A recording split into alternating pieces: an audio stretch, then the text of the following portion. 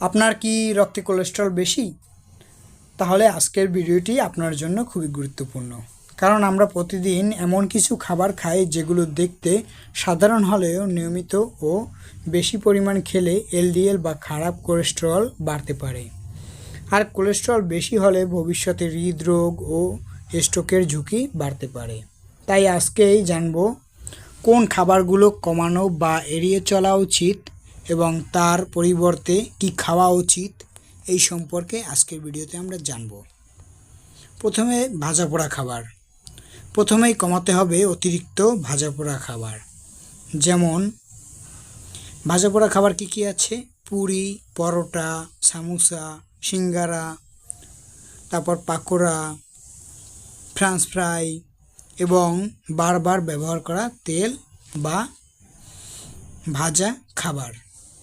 বিশেষ করে একই তেলে বারবার গরম করে খাওয়া উচিত নয়।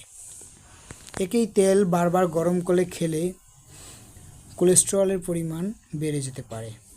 তাই ভাজা পোড়া খাবার যত সম্ভব এড়িয়ে চলা উচিত। আবার আছে ট্রান্স ফ্যাটযুক্ত খাবার। কোলেস্টেরলের ক্ষেত্রে সবচেয়ে গুরুত্বপূর্ণ বিষয় হচ্ছে ট্রান্স ফ্যাট। প্যাকেটজাত খাবার বা পণ্য, এগুলো থেকে দূরে থাকাই উচিত, কারণ এগুলো প্যাকেটজাত করার জন্য বিভিন্ন কেমিক্যাল ইউজ করা হয়, যেগুলো আমাদের শরীরের পক্ষে মারাত্মক ক্ষতিকর। তাই প্যাকেটজাত খাবার খাওয়া থেকে আমাদের উচিত দূরে থাকা। প্যাকেটজাত খাবার খেলে আমাদের নানা রকম সমস্যার সম্মুখীন হতে হয়, বিভিন্ন রোগের দেখা দিতে পারে। তাই এইসব প্যাকেটজাত খাবার পরিহার করা উচিত। 3 নম্বরে হচ্ছে চর্বিযুক্ত মাংস। চর্বিযুক্ত মাংস খেলে আমাদের কিডনি, হার্ট, লাংস সব কিছুই ক্ষতি হয়।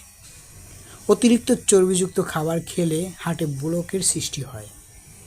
তাই অতিরিক্ত চর্বি জাতীয় যেমন খাবার হচ্ছে গরুর মাংস, খাসির মাংস, এগুলোতে থাকে অতিরিক্ত চর্বি। এই মাংসগুলো না খাওয়াই ভালো। চর্বিযুক্ত মাংসের পরিবর্তে আমরা চামড়া ছাড়া মুরগি বা মাছ এবং ডালকে খাদ্য তালিকায় রাখতে পারি। আরেকটা হচ্ছে প্রসেসড ফুড, যেটা হচ্ছে আমরা যেমন মাংস, ওই যে বারবিকিউ আছে না, তারপর ফ্রেঞ্চ ফ্রাই, তারপর বিভিন্ন ধরনের মাছ ফ্রাই করে খাই, মাংস ফ্রাই করে খাই, গ্রিল, তারপর বার্গার, এইসব খাবার পরিহার করা উচিত। এগুলোতে থাকে অতিরিক্ত কোলেস্টেরল, যা আমাদের হার্ট, লাংস এবং রক্তে মিশে আমাদের রক্তের অনেক ক্ষতি করে। অতিরিক্ত মিষ্টি ও বেকারির খাবার। অনেকেই ভাবেন যে কোলেস্টেরল মানেই হচ্ছে শুধু তেল চর্বি, কিন্তু অতিরিক্ত চিনি, কেক, পাউরুটি অথবা বিস্কিট, বেকারি বিস্কুট, এগুলো পরিহার করা উচিত। তাহলে আপনারা কি খাবেন? শাকসবজি খেতে পারেন, ডাল, ওটস, ফলমূল, বাদাম পরিমিত পরিমাণে, মাছ, স্বাস্থ্যকর ফ্যাটযুক্ত মাছ যেগুলোতে ওমেগা 3 ফ্যাটি অ্যাসিড আছে, যেমন সামুদ্রিক মাছ, এগুলো আমরা খেতে পারি। শেষ কথা হচ্ছে, মনে রাখবেন, একটি খাবার শুধু বন্ধ করলেই কোলেস্টেরল একদিনে স্বাভাবিক হয়ে যাবে না। কোলেস্টেরল নিয়ন্ত্রণের জন্য প্রয়োজন সুষম খাবার, নিয়মিত শারীরিক পরিশ্রম, স্বাস্থ্যকর ওজন, ধূমপান এড়িয়ে চলা, প্রয়োজন হলে চিকিৎসকের পরামর্শ অনুযায়ী ওষুধ খাওয়া।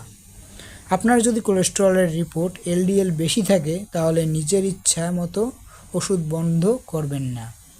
আর এই ভিডিওটা যদি আপনাদের উপকারে আসে, তাহলে ভিডিওটা শেয়ার করে অবশ্যই পাশে থাকবেন।